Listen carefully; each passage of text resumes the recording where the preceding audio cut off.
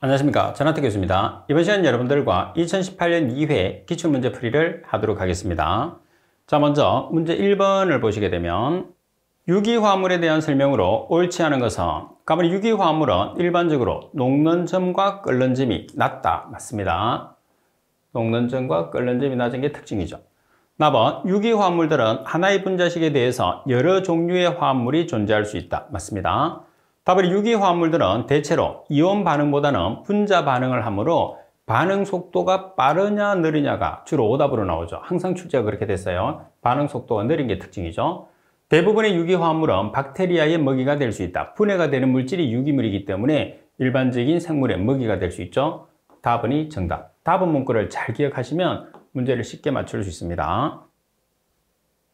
자, 그리고 문제 2번을 보시게 되면 도시에서 DO가 0mg/L, BODU가 200mg/L, 유량이 1.0m의 삼성per/s, 온도가 20도씨의 하수를 유량이 6m의 삼성per/s인 하천에 방류하고자 한다. 방류 지점에서 몇 킬로미터 하류에서 DO 농도가 가장 낮아지겠는가? 단 하천의 온도가 20도씨, BODU는 1mg/L, DO는 9.2mg/L, 방류 후 혼합된 유량의 유속이 3.6km/h, 혼합수의 포화 농도는 9.2mg/L, 상용대수 기준이라고 그랬어요. 자, K1 탈산소 계수는 0.1, K2 제포기 계수는 0.2/day죠. 자, 지금 문제 조건 자체 내에서 여러분들이 뭐를 계산을 하느냐 하면 실제로 보면 거리를 구하는 거죠. 몇 킬로, 방류 지점에서의 몇 킬로, 거리를 구하기 때문에 여러분들이 식을 세웠을 때는 뭐를 세워야 되느냐 하면 거리가 유화 지점이거든요. 그럼 유화 지점은 주어지는 유속이 거리가 있으니까 유속 곱하기 시간을 하는 거예요. 그럼 시간은 이 조건 자체에서 구할 수 있는 시간은 임계점 도달 시간입니다. 따라서 임계점 도달 시간에 대한 공식을 먼저 여러분들이 기억을 하는 게 중요해요. 여러분들 시험에서는 자주 나오는 문제입니다. K1 곱하기 F-1분의 1 로그 F 곱하기 1-F-1 L0분의 D0. 자, 여기서 K1이라는 것은 탈산소 계수, K2는 제포기 계수, F는 자전 계수, 그리고 D0는 초기 산소 부족 농도, L0는 최종 BOD가 되는 거죠. 그럼 먼저 F, 자전 계수 F는 K2 나누기 K1, 0.2/day, 나누기 0.1/day니까 2가 되는 거죠. 자, 그리고 최종 BOD는 또는 DO는 혼합 지점에서의 BOD와 DO를 계산을 해야 돼요. 따라서 혼합 공식을 사용을 해서 여러분들이 최종 BOD를 계산을 합니다. 자, 그럼 먼저 여러분들이 하천에 관계되는 이제 그 Q1, C1은 우리가 도시의 값을 기준하겠습니다. 자, 도시의 유량이 1.0m의 삼성per/s예요. 자, 그죠? BODU가 200mg/L, 하천의 유량이 6m의 삼성per/s, BOD 농도가 1mg/L, 나누기 유량의 합 1.0, 6m의 삼성per/s. 따라서 혼합 공식을 사용해서 혼합 지점에서의 최종 BOD, BODU, L0를 계산하니 29.43mg/L가 나왔어요. 그럼 두 번째, 혼합 지점에서의 DO 농도를 계산합니다. 그래야지 D0를 계산할 수 있죠. 지금 여러분들 29.43mg/L가 L0입니다. 자, 그리고 혼합 지점에서의 DO 농도를 계산하면, 자, 도시 유량이 1.0m의 삼성per/s, DO 농도는 제로. 그리고 하천 6mg/m의 삼성per/s, DO 농도는 9.2mg/L예요. 나누기 유량의 합. 자, 따라서 7.886mg/L가 혼합수 중에 DO 농도입니다. 그러면 D0라는 것은 어떻게 계산하죠? D0라는 것은 초기 산소 부족 농도니까 포화 농도에서 하천에 녹아있는 산소량을 빼주시면 돼요. 그래서 포화 농도가 지금 9.2mg/L로 주어졌거든요. 그리고 하천에 녹아있는, 혼합수 중에 녹아있는 DO 농도가 7.886mg/L예요. 그래서 1.314mg/L라는 초기 산소 부족 농도가 나와요. 이 값이 뭐가 되느냐 하면 D0죠. 그래서 여러분들이 K1 자리에 0.1/day, 자전계수 F 자리에 2를 대입하고 말씀드린 것처럼 L0는 29.43, D0는 1.314를 대입을 하시게 되면 뭐가 나오죠? 임계점 도달 시간이 나왔어요. 따라서 임계점 도달 시간을 계산하면 2.812day. 그리고 유화 지점은 유속이 3.6km/h거든요. 자, 그리고 우리가 임계점 도달 시간이 2.812 데이니까 데이와 아워의 시간대를 맞추기 위해서 하루는 24시간을 보정했어요. 따라서 유화거리, 흘러가는 거리는 242.96km라는 값이 되겠죠. 그래서 지금 문제 2번 같은 경우에서는 혼합 공식을 사용해서 최종 BOD와 물에 녹아있는 산소의 농도를 계산한다는 게 가장 핵심이다, 이렇게 보시면 되겠죠. 자, 그리고 문제 3번에 보시게 되면 직경이 3mm 모세관의 표면 장력이 0.0037kg/m라면 물기둥의 상승 높이는 얼마인가? 지금처럼 물기둥의 상승 높이가 주어지는 경우도 있고 공식이 안 주어지는 경우도 있어요. 자, 상승 높이 H는 4 곱하기 R, R이 뭐냐 하면 표면 장력입니다. 표면 장력은 0.0037kg/m로 주어졌어요. 자, 그리고 코사인 베타, 베타라는 게 접촉과 5도입니다. 나누기 R이라는 게 비중량이죠. 물의 비중량은 여러분들이 안 주어지더라도 1000kg/m의 삼성입니다. 곱하기 D, 직경입니다. 3mm를 미터로 환산하기 위해서 10의 마이너스 3성을 곱했어요. 그래서 3mm는 3 곱하기 10의 마이너스 3성 미터가 되는 거죠. 따라서 계산을 하시면 높이는 0.00491m인데 센티미터로 계산을 하니까 곱하기 100을 해서 최종적으로 계산하는 높이 H는 0.49cm가 되는 거죠. 자, 그리고 문제 4번에 보시게 되면 산화 환원에 대한 설명으로 알맞지 않은 것은 값은 산화는 전자를 받아들이는 현상을 말하며 환원은 전자를 잃는 현상이다. 반대가 되어 있죠. 지금 산화와 환원이 바뀌었어요. 전자를 받아들이는 현상은 환원, 전자를 잃는 현상이 산화죠. 나머지 이온 원자가나 공유 원자가가 플러스나 마이너스 보호를 붙인 것을 산화수라고 한다. 답은 산화는 산화수의 증가를 말하며 환원은 산화수의 감소를 말한다. 맞습니다. 답은 산화는 수소 화합물에서 수소를 잃는 현상이며 환원은 수소와 화합하는 현상을 말한다. 정답은 가번이 정답이죠. 자, 그리고 5번 문제를 보겠습니다. 해수의 특성으로서 틀린 것은 어느 것인가? 답은 해수는 HCO3-를 포화시킨 상태로 되어 있다. HCO3-가 약알칼리성이죠. 그래서 해수의 pH는 8.2를 가지게 됩니다. 자, 그리고 답은 해수의 밀도는 염분비 일정 법칙에 따라서 항상 균일하게 유지된다. 해수의 성분이 균일하게 유지되는 거죠. 해수의 밀도는 염분이나 수온, 수압의 함수에 따라서 수심이 깊을수록 어떻게 되죠? 밀도는 증가하게 되기 때문에 나번에 대한 설명이 잘못됐어요. 답은 해수 내의 전체 질소 중에서 약 35% 정도는 암모니아성 질소와 유기질소의 형태이다. 답은 해수의 마그네슘과 칼슘의 비는 3에서 4 정도로 담수에 비해서 크다. 따라서 말씀드린 것처럼 나번이 정답이 됩니다.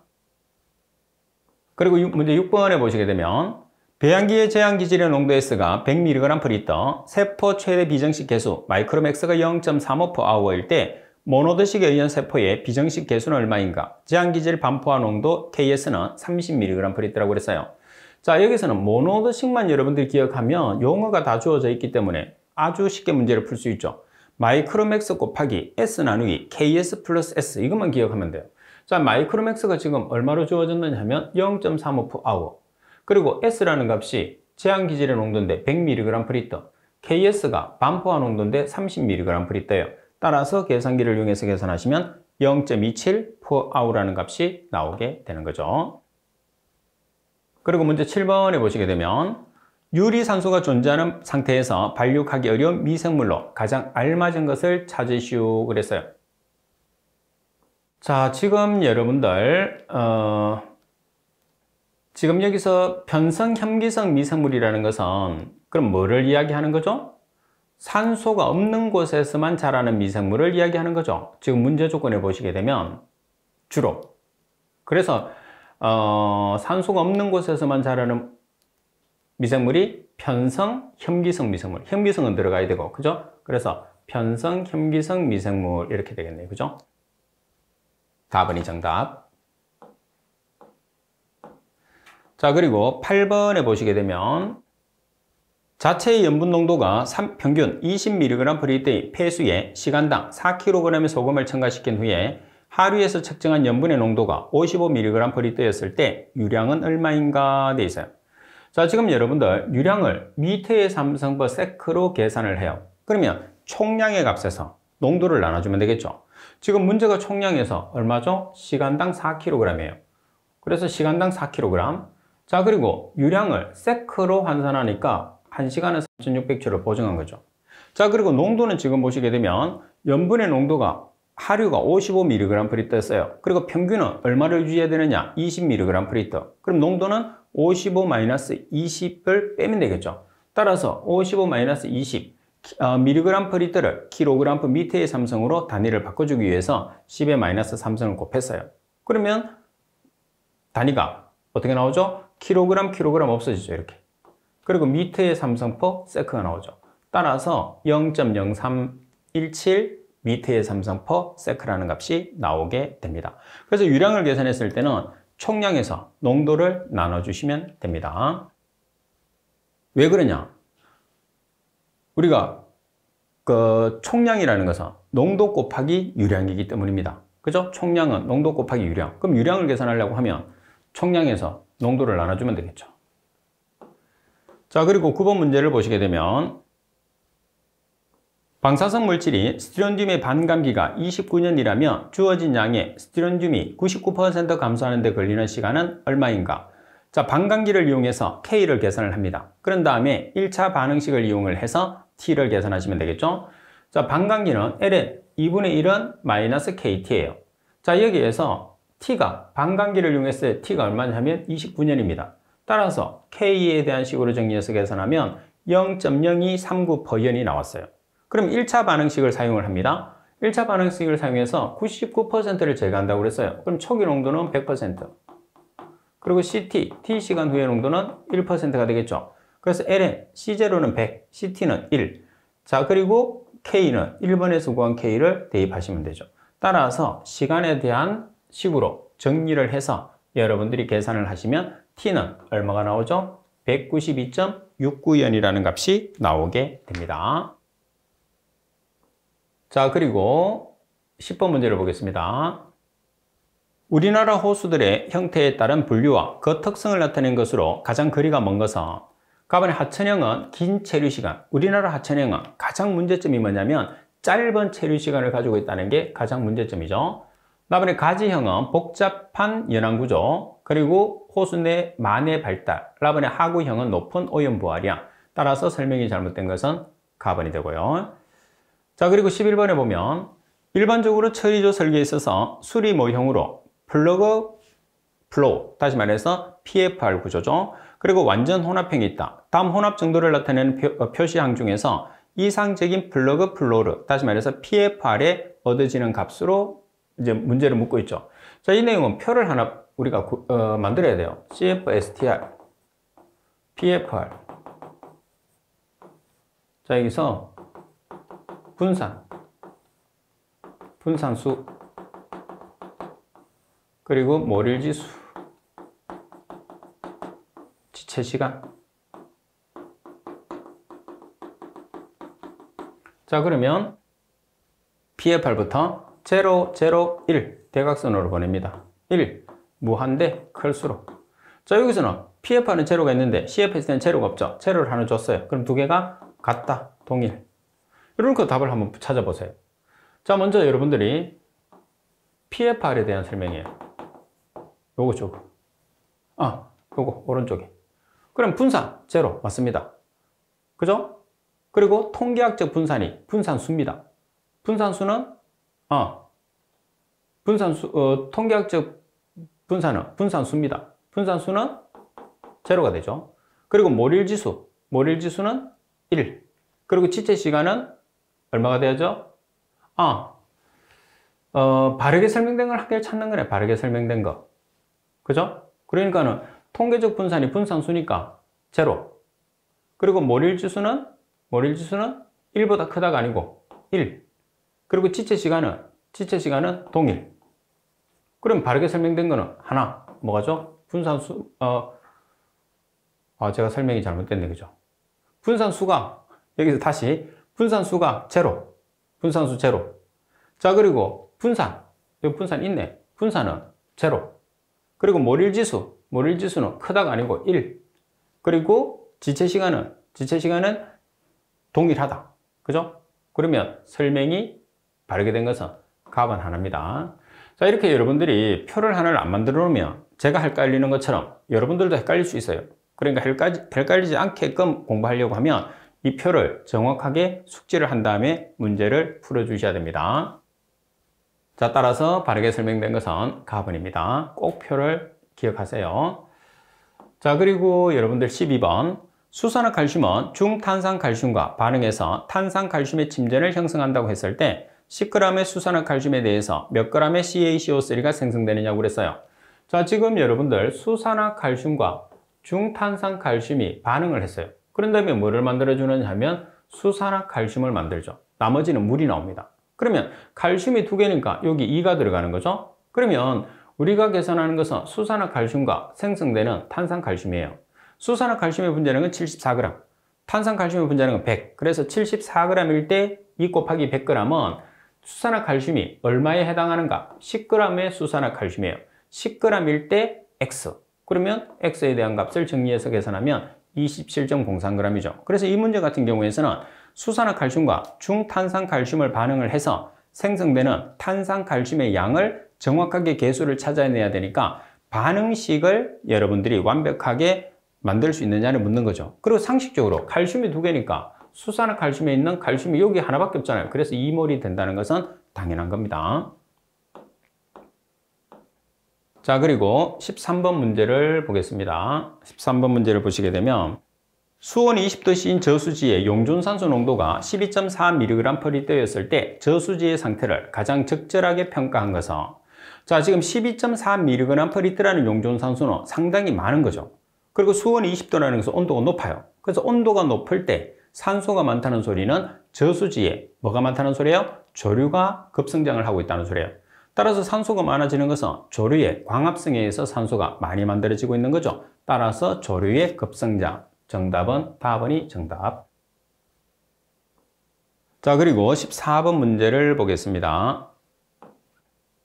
호수의 부영양화를 방지하기 위해서 호수로 유입되는 영양염류의 저감과 성장 조류를 제거하는 수면 관리 대책을 동시에 수립하여야 하는 유입 저감 대책으로 바르지 않은 것은, 가번의 배출효인 규준의 강화, 나번의 약품에 의한 영양염류의 침전 및 황산 동해 살포. 자, 그리고 답은 합해수의 고도 처리, 그리고 답은 수병구역의 설정 및 유입 배수의 우회. 풀이에도 있는 것처럼 유입 저감 대책이 아니죠. 나번 같은 경우에서는. 그래서 조류가 발생한 후에 처리 방법이 나번이 되기 때문에 유입 저감 대책에는 해당하지 않습니다. 따라서 나번이 정답.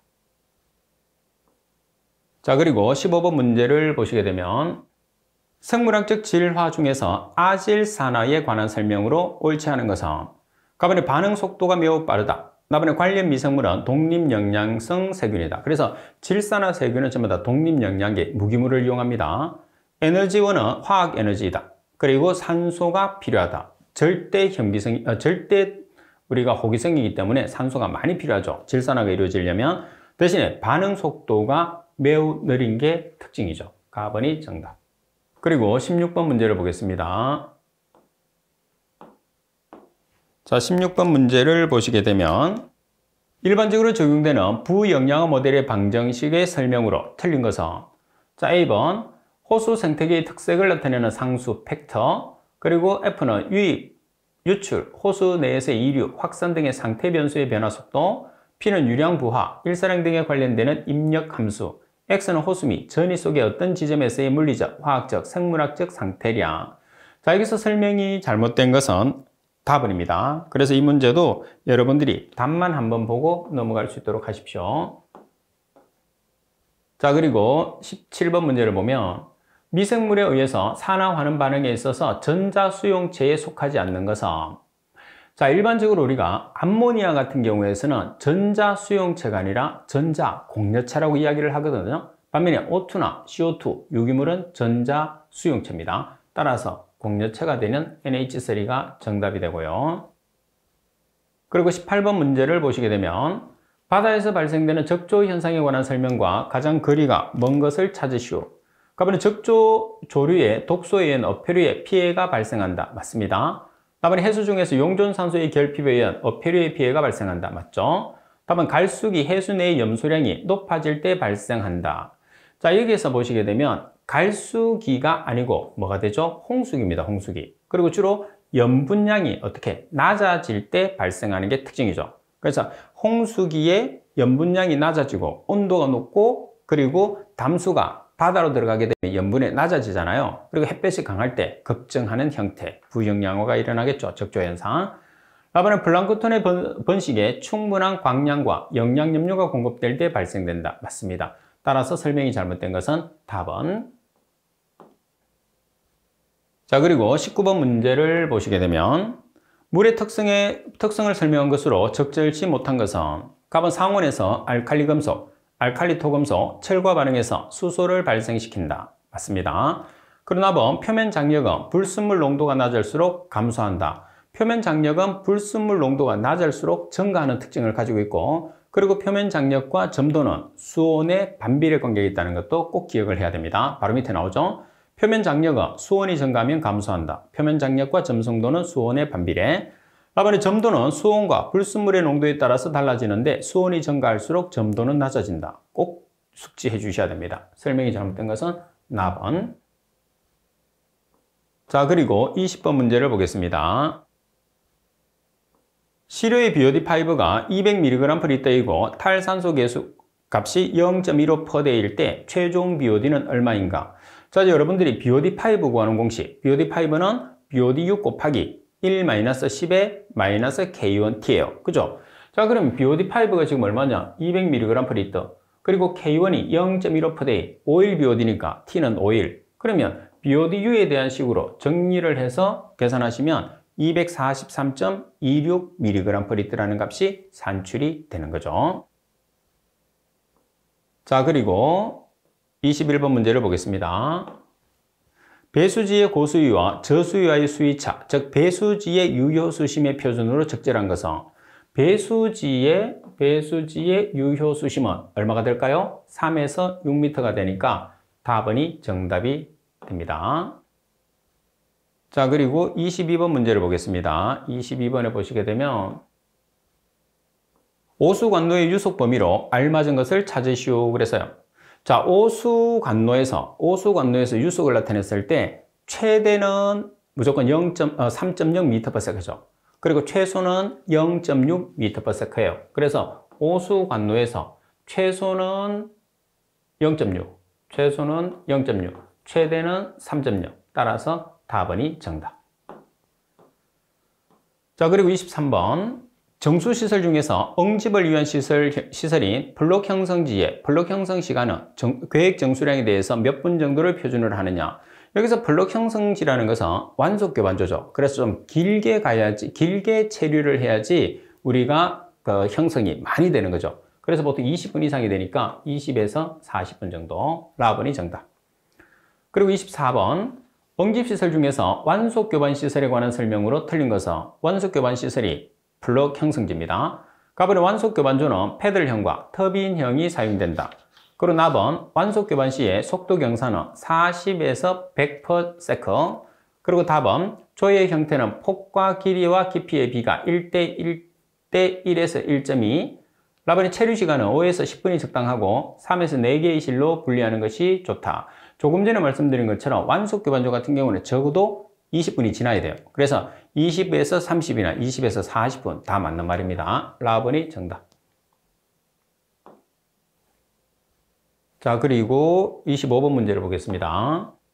비교 회전도가 700에서 1200rpm인 경우에 사용되는 하수도용 펌프의 형식으로 옳은 것은 우리가 펌프를 선정했을 때 가장 중요한 게 뭐냐면 비교 회전도예요. 따라서 비교 회전도가 700에서 1200rpm을 가지고 있는 것은 뭐가 되느냐면 사류 펌프가 되죠. 따라서 라번이 정답이 됩니다. 그리고 26번 문제를 보시게 되면 하수 관로의 유속과 경사는 하류로 갈수록 어떻게 되도록 설계하느냐고 그랬어요. 자, 하류로 갈수록 유속은 어떻게 증가시키고 경사는 감소시킵니다. 그래서 유속은 증가시키고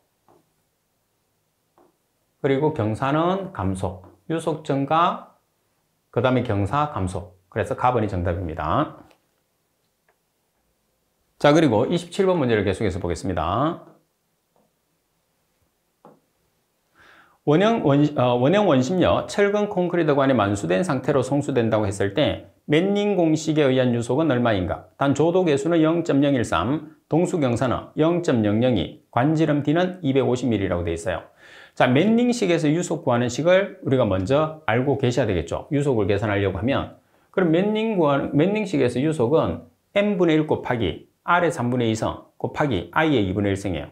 n이라는 것은 조도 계수, r은 경심, i는 우리가 동수 경사가 되는 거죠.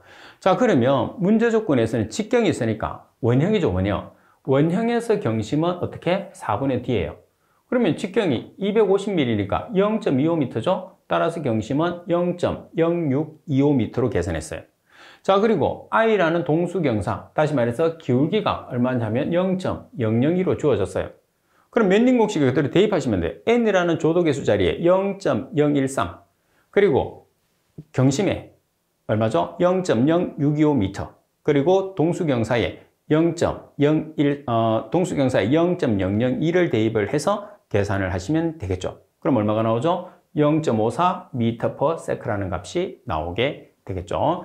그래서 우리가 맨닝 공식은 여러분들이 항상 나온다고 생각하고 꼭 여러분들이 그 계산을 할 수가 있어야 돼요. 핵심은 뭐죠? 경심 구하는 게 가장 핵심입니다. 맨닝식에서. 그리고 28번 문제를 보시면 취수탑의 위치에 관한 내용으로 갈로에 들어갈 알맞은 말은 연관을 통해서 최소 수심이 갈로 이상으로 하천에 설치하는 경우에서는 유심이 제방해되도록 근접한 지점으로 한다. 그래서 최소 수심은 2m 이상이 됩니다. 나번이 되고요. 그리고 29번 문제를 보시게 되면 상향유식 경사판 침전지의 표준 설계 요소에 관한 설명으로 틀린 것은 가번의 표면 부하율은 4에서 9mm/m로 한다. 표면 부하율이라는 것은 유량 나누기 표면적 또는 유량 나누기 수면적인데 4에서 9mm/m를 기준하는 게 아니라 12에서 28mm/m를 기준합니다. 다음에 침강장치는 한 단으로 한다. 다음에 경사각은 55에서 60도로 한다. 침전 내의 평균 상승 유속은 250mm/m 이하로 한다. 따라서 표면 부하율의 값이 잘못됐습니다. 그리고 30번 문제 보시게 되면 지하수, 복류수 포함해서 취수 시설 중에서 집수 매거에 관한 설명으로 틀린 것은 가운데 복류수의 유황이 좋으면 안정된 취수가 가능하다. 답은 하천의 대소의 영향을 받으며 주로 소하천에서 이용된다고 하는데 하천의 대소에는 크게 관계가 없죠. 그리고 아무래도 유량이 풍부한 곳에서 사용을 하게 되면 복류수를 많이 우리가 생산을 해낼 수가 있는 거죠. 자, 그리고 답은 침투된 물은 취수함으로 토사 유입은 거의 없고 대개는 수질이 좋다. 답은 하천바닥의 변동이나 강바닥의 저하가 큰 지점은 노출될 우려가 크므로 적당하지 않다. 따라서 설명이 잘못된 것은 나번이 정답입니다. 하천의 대소에 관계가 없어요. 그리고 31번에 보시면 저수댐의 위치에 관한 설명으로 틀린 것은 가만히 댐 지점 및 저수지의 지질이 양호하여야 한다. 다음에 가장 작은 댐의 크기로서 필요한 양의 물을 저수할 수 있어야 한다. 다음에 유역 면적이 작고 수원 보호상 유리한 지형에 한다. 수원 보호상 유리한 지형은 맞는데 유역 면적이 커야 하죠. 댐이기 때문에. 그리고 저수지 용지 내에 보상해야 할 대상물이 적어야 한다. 경제적이어야 되니까. 따라서 답은이 정답. 이런 문제들은 한 번만 읽어보시면 답을 쉽게 찾아낼 수가 있습니다. 그리고 32번 문제를 보시게 되면 계획 우수량을 정할 때 고려하여야 할 사항 중에서 틀린 것은 가번 하수 광거의 확률 연수는 원칙적으로 10에서 30년, 확률 연수는 10에서 30년 기억하세요. 그리고 유입 시간은 최소 단위 배수구의 지표면 특성을 고려해서 구한다. 답은 유출 개수는 지형도를 기초로 답사를 통해서 충분히 조사하고 장래 개발 계획을 고려해서 구하는 게 아니라 유출 개수는 어떻게 구하느냐면 토지 이용도별 기초 유출 개수로부터 총괄 유출 개수를 구하는 것을 원칙으로 합니다. 답은 유화 시간은 최상류 광거의 끝으로부터 하류 광거의 어떤 지점까지의 거리를 계획 유량에 대응한 유속으로 나누어서 구하는 것을 원칙으로 한다. 따라서 설명이 잘못된 것은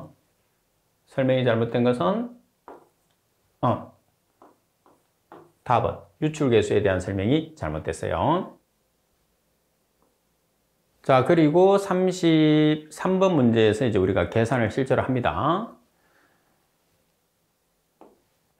I라는 강우 강도가 3660 나누기 T 플러스 15, 면적이 2.0 제곱킬로미터, 유입시간이 6분, 유출계수 C가 0.65, 관내 유속이 1m/s인 경우에 관 길이가 600m인 하수관에서 흘러나오는 우수량은 얼마인가? 합리식을 적용하라고 그랬어요. 자, 그럼 여기에서 우수량은 합리식을 적용했을 때 360분의 1 CIA가 되는 거예요. 그래서 먼저 우리가 뭐를 계산하느냐 하면 강우 강도를 계산을 할 거예요. 자, 강우 강도식은 주어졌어요. 3660 나누기 T 플러스 15.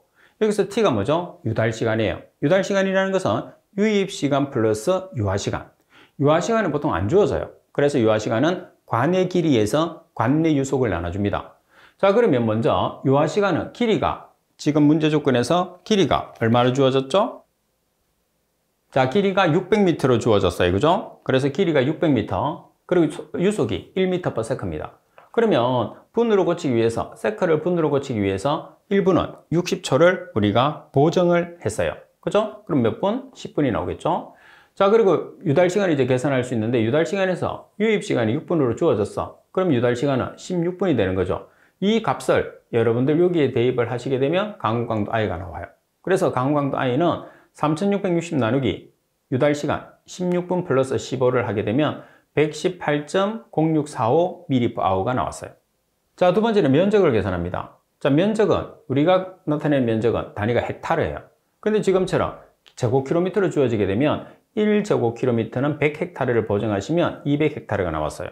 그럼 이제 식에 대입하면 되겠죠? 360분의 1 곱하기 C, 유출계수가 얼마죠? 유출계수가 0.65. 그리고 I라는 강우 강도가 118.0645 mAh. 그리고 면적이 200헥타르. 따라서 계산을 하시게 되면 42.63 m의 삼성퍼세크라는 우리가 그 유량을 계산할 수 있다는 거죠. 그래서 이 문제도 상당히 자주 출제되기 때문에 여러분들이 정확하게 문제풀이를 할 수가 있어야 됩니다. 자, 그리고 34번 문제를 보겠습니다. 하수의 배제 방식에 대한 설명으로 틀린 것은 어느 것인가? 가번 하수의 배제 방식에는 분류식과 합류식이 있다. 분류식은 오수관과 우수관을 분류하는 것, 합류식은 두 개를 같이 사용하는 거죠.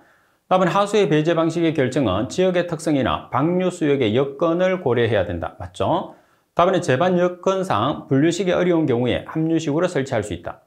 답은 분류식 중에서 오수관로는 소구경 관로로 폐쇄 염려가 있고 청소가 어렵고 시간이 많이 소요된다고 그랬어요. 자, 여러분들 여기에서 실제로 이제 오수관로 같은 경우에서는 우수관이나 분류식에서 우수관이나 오수관로 중에서 아무래도 오수관로 자체를 소구경 관로로 사용하게 되면 막힘 현상이 발생할 수 있어요. 그렇지만은 청소가 용이합니다. 그리고 시간이 적게 소요되는 장점도 있어요. 따라서 라번에 대한 설명이 잘못됐어요. 풀이를 참고하세요. 자, 그리고 35번 문제를 보겠습니다. 35번에 보시면 1분당 300m의 삼성의 물을 150m에 양정할 때 최고 효율점에 달하는 펌프가 있다. 이때의 회전수가 1500rpm이라고 하면 이 펌프의 비속도는 얼마인가? 비속도가 비교 회전도예요. 항상 시험에 나오죠? 자, 비교 회전도 NS는 규정 회전수 N 곱하기 Q의 2분의 1성 나누기 H의 4분의 3성이에요. 여기서 Q는 토출량, H는 양정, 토출량의 시간 단위는 분, N, 회전수의 우리가 단위는 RPM이죠. RPM은 분당 회전수예요. 여기서는 응용이 없어요. 그대로 대입하시면 됩니다. 자, N이라는 값이 1500rpm, 그리고 Q가 분당 300m의 삼성, 2분의 1성, 전량정이 150m, 4분의 3성이에요. 그대로 계산기를 사용해서 계산하시면 606.16rpm. 그래서 여기서 여러분들이 rpm 대신에 분당 회전수가 rpm인데 초당 회전수로 주어지게 되면 60을 보정을 해야 된다는 것도 꼭 숙지를 해야 되고, 토출량의 단위가 분이 아니면 여러분들이 분으로 고쳐서 계산을 해야 된다는 것도 꼭 숙지를 하도록 하십시오. 자주 나오는 것만큼 약간의 변화를 줄 수가 있어요. 자, 그리고 36번에 보시면 계획 오수량에 관한 내용으로 틀린 것은 상당히 중요합니다. 자, 가번 지하수 유입량은 토질이나 지하수의 공법 등에 따라 다르지만 1인 1일 평균 오수량의 10에서 20% 정도로 한다고 그랬어요. 근데 여기에서 여러분들이 중요한 것은 뭐냐면 1인 1일 평균 오수량으로 나와 있잖아요. 근데 평균이 아니고 뭐가 되는 거죠? 최대. 이 문구를 조심해야 돼요. 다음에 계획 1일 최대 오수량은 1인 1일 최대 오수량의 계획 인구를 곱한 후에 여기에 공장 폐수량, 지하 수량 및 기타 배수량을 가산한 것으로 한다. 다음에 계획 1일 평균 오수량은 계획 1일 최대 오수량의 70에서 80%를 표준으로 한다.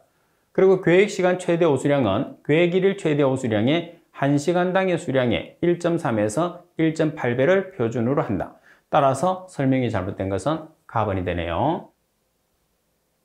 자, 그리고 37번 문제를 보시게 되면 상수도 시설의 등급별 내진 설계 목표에 대한 내용으로 간로에 들어갈 알맞은 말은 상수도 시설물의 내진 성능 목표에 따른 설계 지진 강도는 붕괴 방지 수준에서 시설물의 내진 등급이 1등급인 경우에서는 제현 주기 기업, 2등급인 경우에서는 니은에 해당하는 지진 지반 운동을 한다고 그랬어요.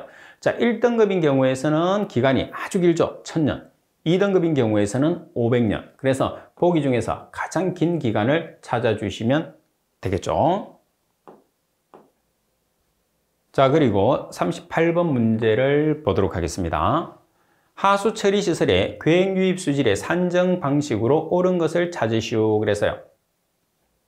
자, 지금 여기에서 계획 유입 수질 산정 방법으로 옳은 것은 자, 계획 오염 부하량, 계획 오염 부하량은 전부 다 나와 있죠. 그러면 어떤 값으로 나눈 거죠? 계획 1일 평균 오수량으로 나누는 거죠. 그래서 계획 오염 부하량을 계획 1일 평균 오수량으로 나누어서 산정합니다. 뭐를? 계획 유입 수질을. 그래서 정답은 가번이죠. 많이 헷갈리는 부분입니다. 최대냐, 최소냐, 평균이냐, 1일이냐, 시간이냐, 그죠? 그래도 우리가 구별을 해놔야 됩니다. 우리가 수험생이기 때문에. 그리고 39번 정수시설인 급속여과지의 표준 여과 속도는 얼마인가? 자, 급속이기 때문에 120에서 150m/day가 되겠죠. 그래서 120에서 150m/day. 그럼 완속은 얼마가 될까요? 완속은 4에서 5m/day. 완속은 4에서 5m/day. 그러면 두 개의 차이는 얼마가 나죠? 30배 정도. 그래서 완속 여과지에 비해서 급속 여과지는 30배 정도 속도가 빠릅니다. 자, 그리고 40번 문제를 보겠습니다. 지하수의 취수 지점 선정에 관련된 설명으로 틀린 것을 찾으시오 돼 있어요. 가번, 연해부의 경우에서는 해수의 영향을 받지 않아야 한다. 당연히 해수의 영향을 받지 않아야 되겠죠. 지하수는 우리가 담수기 때문에. 나번, 얕은 우물인 경우에서는 오염원으로부터 5m 이상 떨어져서 장내에도 오염의 영향을 받지 않는 지점. 오염의 영향을 받지 않으려고 하면 적어도 15m 이상은 떨어져야 됩니다. 이 문제도 동일하게 계속적으로 출제되고 있는 문제입니다. 답은 기존 우물 또는 집수매그의 취수에 영향을 주지 않아야 한다. 답은 복류수인 경우에 장내에 일어날 수 있는 유로 변화 또는 하상저하 등을 고려하고 하천 개수 계획에 지장이 없는 지점을 선정한다고 되어 있어요. 따라서 설명이 잘못된 것은 나번의 설명이 잘못됐겠죠. 그래서 정답은 나번입니다. 여러분들이 상하수도 같은 경우는 지금 계속적으로 보고 있겠지만은 문제가 서로 다른 문제도 조금 있겠지만은 거의 대부분이 동일한 문제가 많죠. 특히 계산하는 문제 같은 경우에서는 숫자만 바꿔서 여러분들에게 출제를 해요. 그래서 조금 복잡한 문제라도 상하수도 같은 경우에서는 제가 답만 암기를 하라고 하는 문제 외에는 답만 암기를 해서는 그 문제가 동일하게 출제되진 않아요. 그래서 다른 과목에 비해서 아무래도 범위가 좀 좁다 보니까 한번 출제됐던 문제를 다시 출제했을 때는 반드시 숫자를 조금이라도 바꿔요. 그래서 여러분들이 식에 대입을 해서 계산기로 계산을 정확하게 해낼 수 있는 그 정도까지는 공부를 해야 됩니다. 그래야지 답을 맞출 수 있고, 그리고 상하수 같은 경우에서는 범위도 좁고, 그리고 출제됐던 문제를 계속적으로 동일하게 출제되는 아무래도 이제 반복적인 패턴을 가지고 있기 때문에 여러분들이 다른 과목에 비해서 고득점을 받기가 상당히 유리해요. 그래서 우리가 평균 60점만 넘으면 되잖아요. 그리고 과락을 면해야 되거든요. 그래서 과락을 면한 상태에서 평균 60점이기 때문에 고득점을 여러분들이 맞출 수 있는 과목에서는 고득점을 맞추고, 그리고 여러분들이 공부하다 보면 수험 과목 중에서 어려운 과목이 있단 말이에요. 그래서 어려운 과목 같은 경우에서는 과락만 넘기면, 이제 20문제 중에서 8개 이상만 맞추면 과락이 넘어가기 때문에 과락만 넘긴다고 생각을 하면 아무래도 여러분들이 수험 준비가 조금 더 편안해지게 될 겁니다. 자, 이번 시간 수업은 이것으로 마치도록 하겠습니다.